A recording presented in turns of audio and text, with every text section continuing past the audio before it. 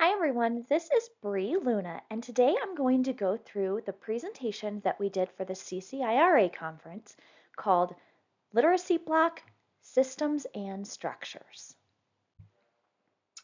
Carla and I have been talking to many teachers, veteran teachers and new teachers, and some of the feedback that we've gotten the most often is this overwhelm of how to manage a literacy block.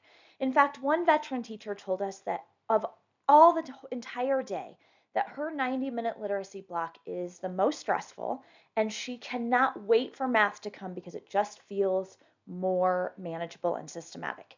So we dug into the research and we really wanted to find what does the research say about literacy block instruction, about how you get everything accomplished, how you manage small group versus whole group, which one is better, and how do you possibly schedule and organize your literacy block. So today, those are our three key objectives.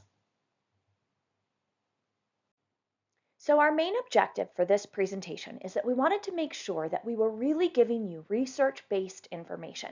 These are not our opinions or what we think should happen, but every single thing in this presentation is going to be grounded in research on how reading works in the brain. So we're going to do about 4 or 5 slides where you are going to get to do a little self-evaluation. Stop the video and make sure that you've printed out or you have access to our note catcher. For each one of these big ideas of science of reading, there is a QR code that you can find more information if you need to. So for each one, you're going to rate yourself. Is your current literacy block grounded in this research idea? 1 would be not at all, I have no knowledge. And 5 is I'm an expert, my research block is absolutely grounded in this concept. So let's get started. The first concept is structured literacy.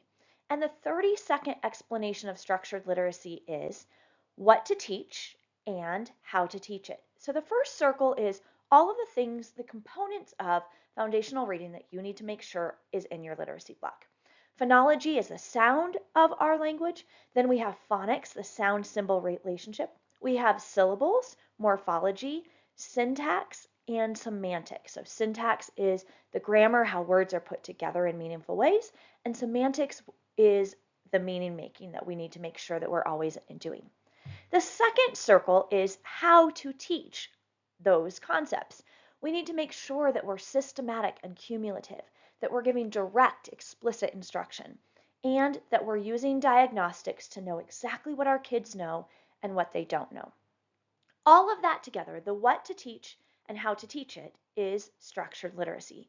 So go ahead and give yourself a score. How do you think you're doing in your current literacy block with structured literacy? And if you need more information, grab that QR code.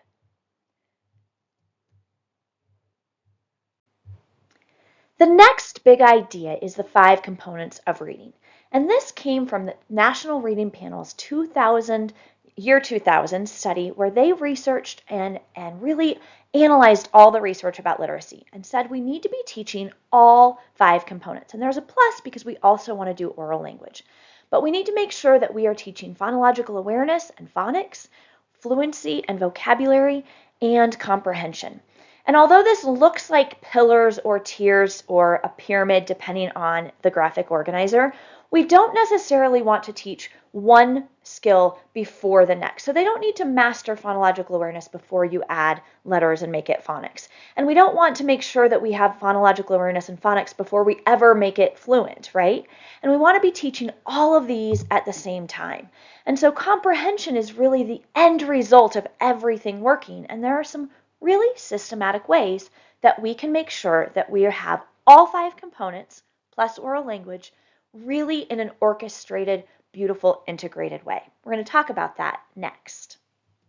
So if you need more information about the 5 components, go ahead, give yourself a score and grab that QR code. The next big idea is Scarborough's reading rope. I love this visual representation of all of the sub-skills or micro skills that need to go in to make somebody a skilled, fluent reader. So at the bottom half, the blue rope is word recognition. This is the ability to actually decode and read the words on a page. The top half is language comprehension. So this is the ability to comprehend the language even on an oral basis without reading involved. So background knowledge and vocabulary, sentence structure and syntax, all of those are looking at language comprehension. And in order for a person to be a skilled reader, we need both. This next concept ties in perfectly with Scarborough's reading rope. It's called the simple view of reading. And it really shows us that students need to be able to decode that bottom half of the rope and have language comprehension, the top half of the rope, before reading comprehension happens. One really important note is that language comprehension, we need to talk about oral language comprehension and also written comprehension, because we often have a very different syntax and a different way to understand oral versus written language. But take a look at this equation. If a student can't decode the words, but really understands language, their reading comprehension will still be 0%. If a student can decode all the words on the page, they read it fluently and accurately, and you don't think that there's a problem, but behind the scenes, they're not comprehending what they're reading, either because they don't have background knowledge or they have a language comprehension deficit, then their reading comprehension is also 0. And if they can decode, and understand about 50%, then their reading comprehension is only at a 25%. So when we have literacy block, we need to make sure that we are instructing and observing and diagnosing both sides of that reading rope and both sides of the simple view of reading. So go ahead and give yourself a score for both of those concepts. How do you feel that you are understanding and implementing those concepts into your literacy block? The next concept we're going to talk about is the quadrant model. This really takes the simple view of reading and puts it into a visual that we can talk about the learning profiles of the students in our class. So if a student has high decoding and high language comprehension, then they are a typical reader. There's no deficit there. But if a student has low decoding, they have trouble reading the words on the page, but really high background knowledge and language comprehension and vocabulary, we say that that's the profile of dyslexia. And we know that dyslexia comes on a spectrum from mild, moderate to severe, but that's the typical profile of someone that would have dyslexia. Exactly opposite of dyslexia is a language comprehension deficit. This is where they can read the words on the page with no problem, and yet they're not comprehending or understanding what they read. And we often miss these kids in early primary. We often don't understand that there's a problem until second or third grade. And then we have the students that have the profile where they struggle with decoding the words and comprehending the words. And that is a double deficit that definitely needs our attention. So when you think about the kids in your own classroom, the students right in front of you, if you were to draw a quadrant model and write the names of the students, could you identify their learning profiles, and not as a perfect science, but just as an idea of, you know your students well enough to know where they would fit on this quadrant model, and you know what to do to help them.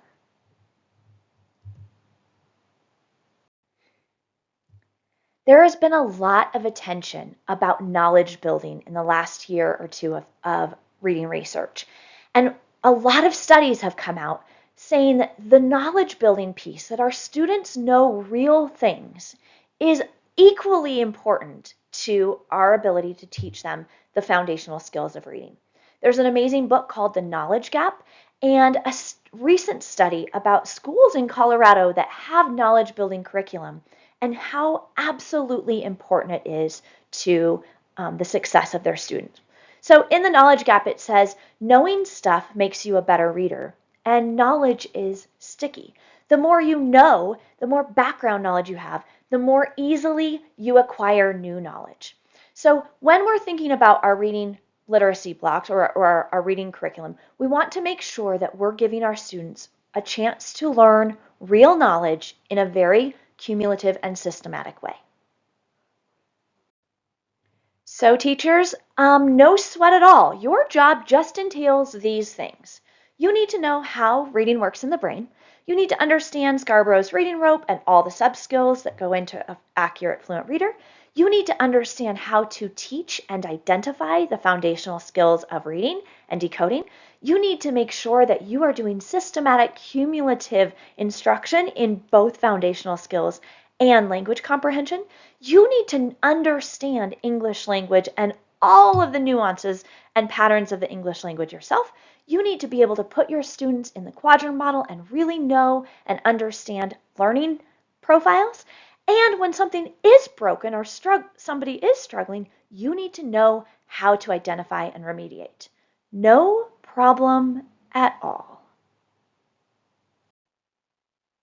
So let's jump into how we orchestrate all of that within a literacy block. How do we get all of those things done? For each of our 3 objectives, we're going to give you 3 ideas on how to meet that objective. So how do you fit it all in? Be systematic, start with content, and integrate. Let's start with being systematic. We really want to make sure that we are being systematic by following a scope and sequence for all skill-based instruction. So we're not guessing what our students need, and we're definitely not plugging holes when we notice they need something and then we quickly teach it. We want to make sure that we're following a continuum from simple to complex and that we are identifying where in a scope and sequence our students need entry points or need to be instructed. So scope and sequence will save you so much time and planning and effort when it's skill-based instruction. But we also want to look at this idea when we're looking for knowledge building or content. So the more systematic a curriculum that you can find, the better. Another way to be systematic is to have very predictable routines. Predictable routines actually increase student engagement and performance. And here's why.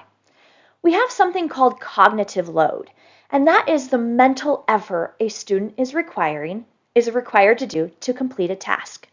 So the more mental effort they have to do to figure out where they're supposed to be and how they're supposed to turn in their work and where they're supposed to be doing it, then that takes a lot of their cognitive load.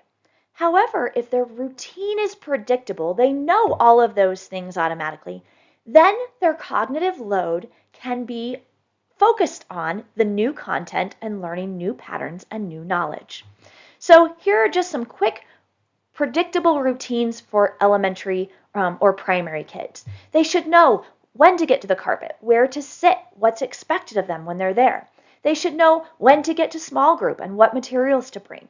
They should know exactly what the routine of the lesson is going to look like. They should have visual cues about time management and about objectives.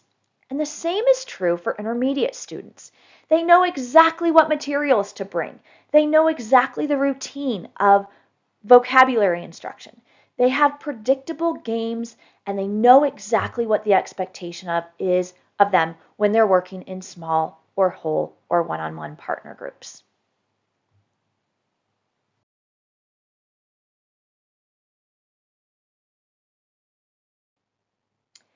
And next is we want to start with content. This goes back to knowledge building. In years past, we talked a lot about skills, right? Comprehension skill of the week. We talked about today we're going to talk about main idea, and that idea of main idea would drive the instruction or the focus. We want now for our focus to be on content. We want them to be learning real things. And are we talking about skills along the way? Absolutely. We're going to talk about the main idea of a passage about the path to freedom or the Underground Railroad. But the content, the history, the real knowledge is what drives it. And instead, we're going to put in those skills or comprehension strategies only where and when it is appropriate. And finally, we want to integrate all of this. So let's take a look at that. One thing that really helped relieve pressure for me is to understand that I don't have to do it all every single day. I don't have to do every single component of a Gillingham lesson every single day. I can spread my objectives out throughout the week or throughout a unit. So this is just one example of a literacy lesson plan where you can see that I'm not trying to get all of the things done every single day. Instead, on day one, I'm teaching a new concept, I'm doing some review, I am introducing a pattern, but I'm not necessarily focused on introducing that week's irregular words. I save that for Tuesday. And as you look through that, we can begin to understand that if we're making sure we're meeting objectives throughout a week-long unit or a week-long lesson plan, then I have less pressure to quickly just get everything in and jam pack and stuff it so much that it might not be as purposeful as if I slow down and do a really good job. So taking a look at your daily, weekly, and unit content and objectives is sometimes relieving. And with that, knowing that a lot of the content that we teach is interrelated and beneficial for so much of the big picture. So for example, when I'm teaching spelling or encoding, I'm actually teaching reading. It helps with decoding. And when I'm teaching decoding and I'm tapping out sounds or I'm noticing phonemes, I'm actually benefiting spelling. And when I'm teaching both of those, I can also integrate content. So I might have a history unit at the end of the day, but bring in something to talk about or words to decode and encode in a literacy block. So again, we want to stop segmenting or breaking everything into nice, neat little units and think more about how could I integrate all of this knowledge and get the most bang for my buck. On the right-hand side are some examples of this integration in an intermediate way. So I am teaching vocabulary later on in the day about a novel study, and yet I'm taking the extra couple seconds when I write vocabulary words on the board to tune in to the syllabication and the phonemes and the spelling and the phonics patterns that we've been talking about. I might have a pattern hunt sheet available. And when I'm doing science at the end of the day, students are still looking for and noticing and observing morphological patterns or phonetic patterns in those passages. And when I'm building fluency, I'm also looking at building fluency within patterns and possibly even within our content words. So I'm always trying to orchestrate magic across content areas and across components of literacy. Here's just another way to look at this. This is a visual representation of an entire day-long schedule, not just a 90-minute literacy block, but I'm actually teaching literacy all day long. I'm pointing out patterns, I'm making observations, I'm helping kids see that reading doesn't just happen in one section of the day. And phonics doesn't just happen when you're sitting around a kidney-shaped table. We can use these ideas and concepts all day long by integrating all 5 components with all subjects. If you're following along in the note catcher, make sure that you captured the 3 big ideas of fitting it all in and your aha moment. Our next objective is a hot topic in the world of literacy right now. We want to make sure that we are data-driven and meeting the needs of all of our students. But how do we manage the small versus whole group instruction? Let's take a look at what the research says. We're going to take a look at diagnostics, the 80-20 rule, and differentiation. Let's take a look at diagnostics first. In the article Maximizing Small Group Reading Instruction that's linked at the end of this blog and video, they talked about constrained versus unconstrained skills. And I'd never heard that terminology before. But it's really interesting when we're talking about diagnostic. Constrained skills are those skills that have a ceiling. They're easily accessed. Growth can be measured. There are things like phonological awareness and phonics. So we know that a student has this accuracy with this pattern today, and in a week we can say, yes, they've mastered it, or no, they haven't, or they're growing. They're very tangible ideas that we can assess. Unconstrained skills, on the other hand, keep going. There's no real ceiling to them. So those are things like vocabulary and comprehension and even fluency. So we need to think about constrained versus unconstrained skills when we're doing diagnostics. And constrained skills, luckily, have some really good diagnostic and progress monitoring tools. If you need to take a look at some of these diagnostics, they are linked for free and described in the QR code there. But unconstrained skills, things like fluency and vocabulary and comprehension, are harder for us to assess. And so a lot of this is observation and taking a look at student output, looking at their work and really doing some error analysis and doing some deep dive and conversations. So fluency can be an unconstrained skill. It can also be a constrained skill if we're only looking at accuracy and words per minute, but it can be an unconstrained skill when we think about we're not just doing simple sentences. We want to keep working on fluency even when we're getting to compound sentences, when we're getting to compound complex sentences, when we're doing some of the higher level syntax. We want to keep growing and making sure that kids are fluent as we go up those higher levels of language. So let's take a look at when we know when to do whole group versus small group instruction. There's something called the 80-20 rule. And this is a rule that says if 80% of your students need something, then you should be teaching that in whole group. You should not be continually teaching the same concept over and over again in small group instruction. Instead, small group instruction should be saved for when just 20% of your students need a skill or need reteaching or need additional practice. So just thinking through that 80-20 rule is going to help determine when you're going to be doing small group and whole group instruction. And I think that this is a paradigm shift from what we've done for the last 2 decades.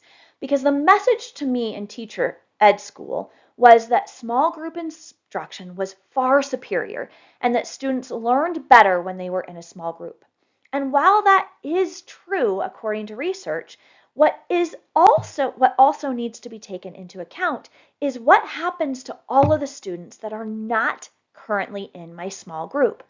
And so I love the research article that Maximizing Small Group Instruction said that small group instruction is expensive. You are giving up a lot when you're doing small group instruction. It costs a lot. It costs a lot for planning and your own mental orchestration of how everything is going to work. It also costs a lot because you have students being independent for the majority of your block. And we really want to make sure that everyone understands that while small group instruction is beneficial for differentiation and helping meet the needs of individual students, we don't want to overutilize it and leave our students working independently for too much time. And the research really supports this idea that what we need to do is get really masterful at orchestrating whole group instruction. It is not a lecture time where kids are passively sitting by daydreaming, but instead we want our kids to be engaged in whole group instruction. They're working with manipulatives, they have a whiteboard out or chips that they're pushing. We can do really great instruction whole group with a little bit of training and planning and modeling for our students. However, I don't want you to get the message that now we're swinging the pendulum and we should only be teaching whole group instruction. That's not the message at all. Small group instruction is so important in getting to know your own students' individual skills, in monitoring their growth, in building connection. So we want to find a balance and really be purposeful in when we're doing whole group and when we're doing small group, and not getting the impression that now one is better than the other and we're completely doing away with one or the other. Okay, so how do you meet the needs of all of these diverse learners in your classroom? Let's talk about differentiation. This is one of the big aha moments that we're hoping you take away. Whole group instruction is for everyone. We want to make sure that every single kid gets the targeted tier 1 instruction. We want to make sure that every student is getting their grade level standards and is exposed to grade level content. If all of our students don't get the struggling or don't get that content, then our strugglers will never catch up. So even if our strugglers are growing, if the rest of the class is growing, I guess these are the strugglers, if the rest of the class is also growing, they're never going to catch up. It's going to be a parallel line. So we want to make sure that we're not differentiating ourselves to death and causing actually more gaps in our readers. The other side of the coin is sometimes we differentiate and we miss our higher readers, right? We don't teach them phonics because they're already reading and we don't want to waste their time, so we jump into novels. Well, then those students are not getting the foundational skills that they need. And when the content gets harder and when the words get bigger and when they need to know phonetic patterns and morphology patterns to decode and encode and spell complex words, they don't have the foundational skills to do it because we differentiated them and didn't give them the skills. So we want to make sure that all of our students are getting whole group instruction. So this might look like in foundational skills, this might look like I'm teaching the AI-AY pattern to everyone in whole group. And there is some differentiation that I can do in whole group, but I'm still making sure that every student in my class gets this knowledge. Then I might differentiate in small group by doing some work with maybe some students need fluency practice in this. Maybe some students need a decodable passage in a lower level or to see that pattern in a decodable passage. Maybe that student needs some extra practice of just, it's going to take some time and intensity and they need some extra practice with this pattern.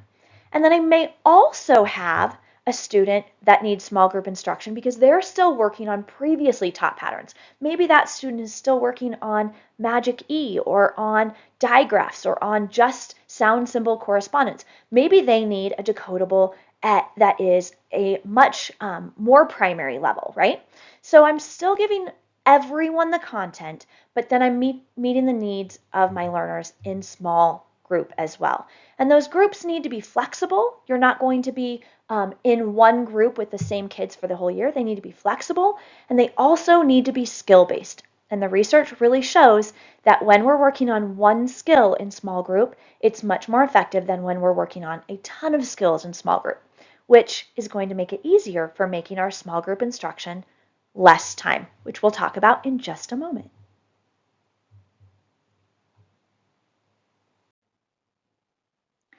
Here's another example of this same differentiation with whole and small group, but looking at language building or content building. So I'm going to have a class where all of my students are reading A Long Walk to Water. We're doing that novel study as a whole class.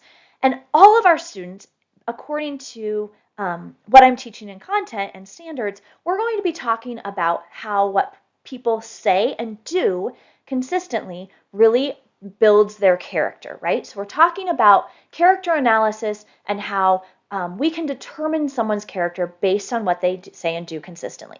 So my entire class is getting that. Some of my students might not be able to decode and access that text completely independently. That's okay. I still want them to hear the story and to get the background knowledge and to have higher level conversations that they are capable of doing.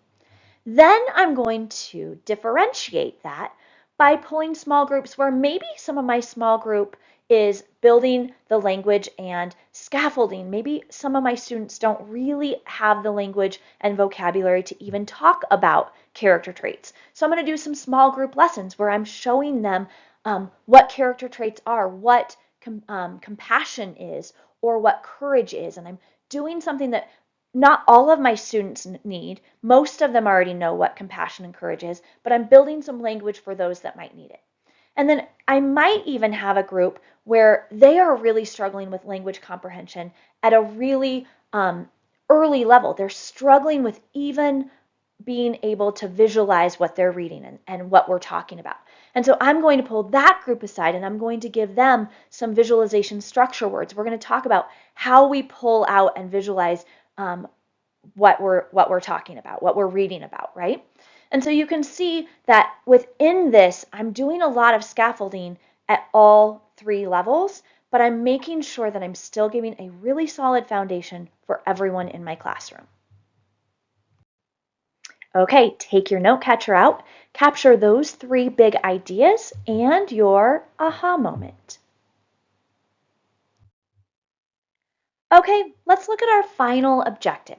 Our final objective is, how do you orchestrate all of this magic? What does your literacy block schedule and organization look like? The 3 big ideas for this one are routines, tried and true routine tips, and purposeful independent work. Routines are so important. Predictable routines are so important. And obviously, this is going to look very different in every grade, right? Routines are not going to look the same in kindergarten as they are in 5th grade. But some things to keep in mind when looking at your literacy block routine. We want to spend a significant amount of time training our class. The first few weeks of literacy block should almost feel like boot camp, right? We're doing the same thing over and over again. We're practicing it right. We're doing that with feedback. And we're setting extremely high expectations.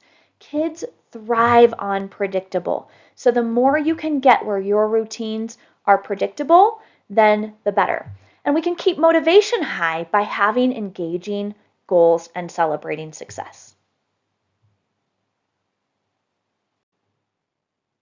One thing that is really important to keep in mind as you're setting up routines is to make sure that your routines are developmentally appropriate for the age of the student that you're working with. So our system of just we're doing 20-minute rotations is not even developmentally appropriate for a 1st grader who at the high end can maintain attention for 18 minutes, right? So this is another idea of just checking in with the routines that you have in your own literacy block currently.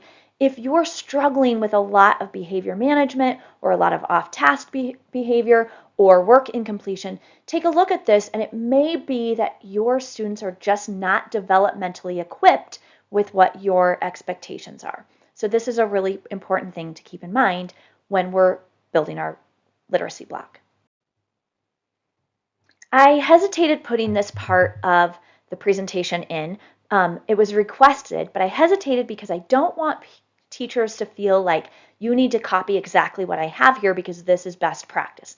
Because this is just 1 week's example, and this is for a 3rd grade classroom. So it's kind of middle of the road and just maybe a random week where I'm meeting kids where they're at with this thing. I want my routine to be predictable, but I also want to make sure that my data is driving my instruction. So this might be a predictable routine that's data-driven for 1 week, and then I might need to make some adjustments for the next week.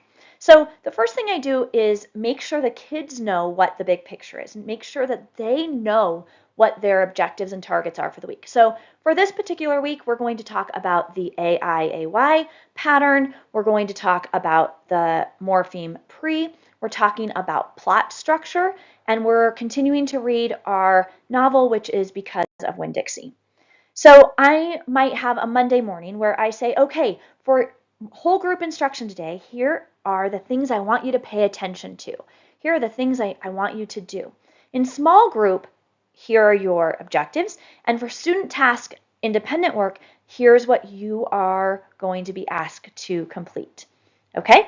And none of the things that are up here are the first time that students are seeing them. They've done these tasks before. They have seen this all before. Okay, so whole group, I'm teaching the AIAY vowel team, and we're going to decode words. This is 3rd grade, so we're working on decoding multisyllabic words, and we're following a really predictable structure. These are the Google slide decks that I use week after week, so day 1 always looks very predictable. Students know that they come to the carpet, they have their everything reading notebook, maybe they sit at their desk, they have their everything reading notebook. They know exactly what the routine is of us decoding multisyllabic words. Then I'm going to do a small group instruction. And I know that this group of kids had really struggled with last week's pattern. Their phonics check-in at the end of the week showed that they didn't quite grasp that. And so I'm going to pull these kids over. We're going to do some reteaching and correcting of that pattern. We're going to maybe even do some practice of what we just did in whole group to kind of scaffold them for that a little bit. Maybe they're going to do some multi-sensory things that I didn't find that the whole class needed, but I'm going to do with this small group. Meanwhile, I give students independent work that I know is engaging and it is something that they are working on practicing what I just taught. So I'm giving them a chance to um, take their new knowledge and implement it right away. So they're going to do an AIAY sort. They've done these word sorts lots of times before, so I know that I don't need to teach it right now. And then they're going to do an arising action reflection, which they've done before. It's not new learning. They're just doing it in this 15 minutes. And I chose 15 minutes because I want to make sure that I'm just touching base with the kids that need some extra support and scaffolding and practice, but I'm not leaving my other students independent for too long. Then I bring everybody back and everybody knows exactly where to move and how to move and what materials to take out. And then we do encoding or spelling for that pattern. And again, it is a very predictable routine because we've done this before. This is when they take out their everything reading notebook because they're going to be adding words to it just like we have every other day in a dictation sentence. Then I have another rotation, and this time I'm going to do just 10 minutes. And my purpose for this small group instruction is I know that these 5 kids, for whatever reason, they have some language comprehension issues, and I'm going to pull them over to the table. I'm going to pre-teach some of the things that I think most of my class might already know about the chapter we're going to read, but I'm going to give them some background knowledge. I'm going to fill some vocabulary in for them. I'm going to help them visualize some things that we're going to read about today in the chapter, and then just in 10 minutes later, we're going to pull back together as a class.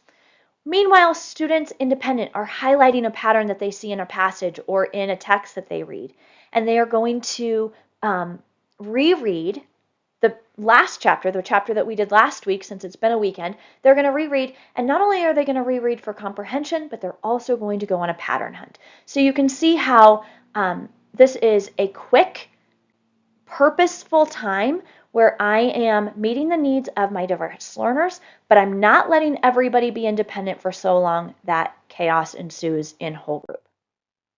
And then I bring it back in, whole group instruction. Everyone's getting a standards-based lesson. Everyone's building content knowledge. Everyone is building background. We're all in it together with our content. And I'm also integrating the patterns that we've just learned or even previously taught patterns. I love this part of a literacy block. It's partner time, and I usually have it at the end as kind of an incentive that if you work hard and we meet the objectives in small and whole group up until this moment, then we're going to have a really engaging, super fun thing that you love to do at the end with a partner. And this is a great time for me to offer the feedback loop. So I am not sitting at my desk checking email right here. Instead, I am up, I'm engaging with students, I am giving them immediate feedback. So if I'm seeing a student spell a word wrong with the pattern we just learned or even a previously taught pattern, right in the moment, I'm going to help them correct it. I'm going to give them feedback. I'm going to let them correct it, and then I'm going to praise them for their success. And that learning does just wonders. That feedback loop is so much more effective than putting a paper in a to be graded basket and then in a week getting it in a Friday folder and no correction happens but no feedback happens, and it really that in the moment feedback is huge. I love this quote by Williams. It is that we really have permission right now to completely rethink and revamp our literacy blocks. We don't have to do the traditional 20-minute small group, whole group, mini lesson. We can take what works from that. We're not throwing the baby out with the bathwater, but we can take what has worked from that, but we have permission to do less small group and more purposeful whole group instruction. We have permission to build in some partner time with teacher feedback. We have permission to rethink what our literacy block looks like based on the students that we have in front of us today. Let's talk just a minute about tried and true tips. I'm sorry, I moved ahead. So here are some tried and true routine builders. Having a visual aid for time. If they have 10 minutes to complete a task, making sure that they know exactly what is expected in that 10 minutes and they have a visual representation of that 10 minutes. There are some classroom countdown clocks with that QR code that I love. Students that struggle with work completion or staying on task, giving them a task list and maybe even having some choice within that task list. Here are the 2 things that you need to get accomplished, but you get to pick which one you do first and which one you do second, can be really effective. Having routines of material. So every single time they take out the same folder, it's the same color, we do the same, they put their work in the same basket, they take out their everything reading notebook. Having organization max, you should be just maximizing your organization, will help so much, and it'll help you and students. And also our final one is having some kind of extension or something for early finishers to do that you're not thinking of day to day, but it's just something that is very predictable and routine for students to go to when they are finished so that they are not disrupting other learners. And finally, let's talk about purposeful independent work. So the small group instruction is needed. We do need to do some differentiation and some scaffolding and some reteaching. We can't get away with never having small group. But what do the rest of your class do during that time? What does the rest of your class do during that time? Okay, so let's talk about purposeful independent work. The most important thing to keep in mind is that centers and independent work should never be new learning. They're not trying to figure something out. Instead, they are reviewing, reinforcing, and having repetition for previously taught skills. And I can't stress this enough. I think for years I battled with orchestrating all of these grandiose centers, right, that took a ton of teacher prep and a ton of teacher organization and lots of cutting and pasting and sorting. And I think we need to be okay to simplify. Not everything needs to be a worksheet that can be turned in and graded. Sometimes the best purposeful center or independent work is a whiteboard and a marker. And while we don't want to only do that and never have any kind of accountability or way for us to check in with their output, we don't need to do it every single time, right? So keep it simple. Keep it review, and keep it short are the 3 keys for independent work.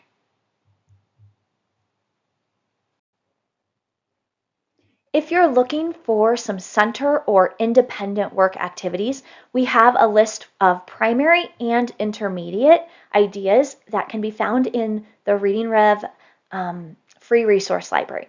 This is a picture of a student who is working independently. He is getting to choose 3 words out of the book that we're going to read when he joins me at the circle table, or possibly this was a book that we just read at small group and now I'm sending him off to do independent work. And he is building words using magnets, and then he is looking at all the sounds and the syllables and writing those words down. And then he's rereading the book that has those words. So this would be a perfect example of something that is low prep and highly purposeful. As you have been listening and reflecting on your own literacy block today, I want you to realize that we don't need to change everything. There are probably a lot of things that you're already doing and a lot of things that you've been doing for years that are effective and that work, and you don't need to throw the baby out with the bathwater. Here are just a couple of then and nows to make sure that we're making our literacy block as effective as possible and as research-based as possible. So a couple that we're going to go through: eliminating lots of student choice. So instead of having them go choose the book that they're going to read and choose what they're going to write about, the teacher knowledge and our understanding of what needs to happen from a standards and a practical point of view, we're giving them very purposeful work. Instead of exploration learning, where we're going off and having them explore lots of words to make word sorts or pattern sorts, we want to make sure that we're giving them work that includes the 3 R's. They're reviewing, they're having repetition, and they're reinforcing something that we've already taught. We want to get away from any kind of word work that is based in memorization. So they're not rainbow writing words 15 times, or they're not memorizing stacks of sight words. And instead, we want all of our word work to be very pattern practice based. So we want them to be practicing with syllabication and phonemes and building words from sound to speech to print. The next one is focusing on leveled books. We're not asking them to go and fill their book bin with all the level L's and read that. Instead, we're focusing on connected texts with patterns that we have already explicitly taught. So this is a great time to introduce a decodable passage and have the student independently be able to work on that passage because we know we've taught everything that is in that passage, right? And decodables do not have to be very simplistic and primary. Decodables can be more complex if we've taught more complex patterns. The next one is fluency focused on speed. We want to make sure that students know instead that accuracy is more important, that meaning is more important, that intonation and phrasing is important.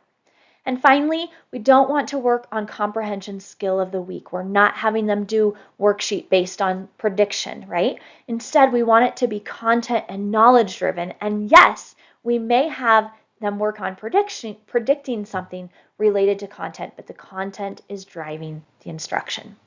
You can find this as well as the first page in the Reading Rev free resource library. So capture your 3 big ideas and your aha moment. Here are our aha moments or the takeaways that we hope that you remember. The best teachers change 5% of their practice every year. So while you don't need to change everything, what 5% of the content that we just talked about could you implement to make your structured literacy block a little more systematic and a little bit more effective? We want to be systematic. Systems bring sanity.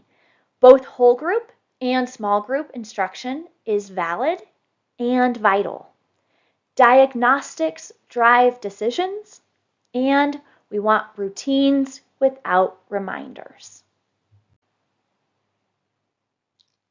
Thank you for joining us today. If you have any comments or questions or need some clarification about anything in this presentation, feel free to reach out to me at bree@readingrev.com or support@readingrev.com.